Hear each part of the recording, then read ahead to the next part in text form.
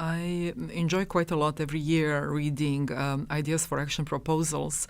Many of them are some things that even we in the World Bank Group have not thought about. But ultimately, I think about ideas for action as something that we can actually put into action and implement and finance. And when you think of some challenging countries, we call them fragile and conflict-affected countries, or challenging sectors, for example, where you don't have a private participation in health or education or even energy generation, I don't think that if we focus only on financing through public sources or wait for the conditions where we can use commercial financing, I don't think that we have time to do that.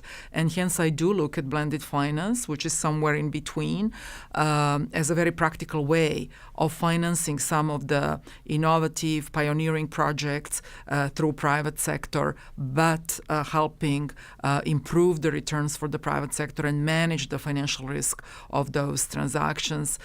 So I'm all for using blended finance in those special circumstances, and we have a number of examples where actually this has worked very well, where we were open to create a demonstration effect to bring the first solar private operator in a country like Zambia to show that this can be done through private means. We used 15 million of blended finance, 15 million of I4A commercial financing, and 15 million of OPIC financing to structure this deal. But now we know that for the second solar project in Zambia, we will not need to blend that much, and eventually it will all be commercially financed.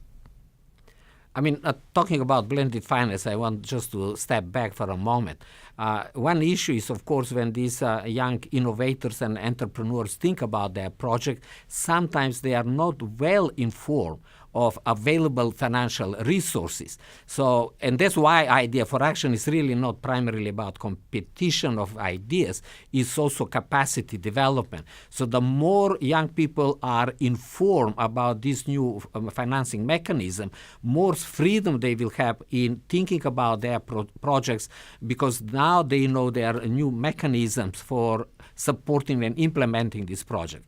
But even step further, because the more and more what we are seeing in the last few years is that even bigger companies are not necessarily well equipped to develop projects which will meet the requirement of blended finance. You have to have quite of expertise inside the companies to address these broader economic and social issues which are related to these projects. And I think the role of young professionals working for these companies is critical. So the more young professionals we have inside the companies to innovate, but also kind of push from the bottom up the opportunities which are offered by these new sources of finance, we make it easier for these companies to partner with I4A and other financial institutions to fully utilize the potential of blended finance.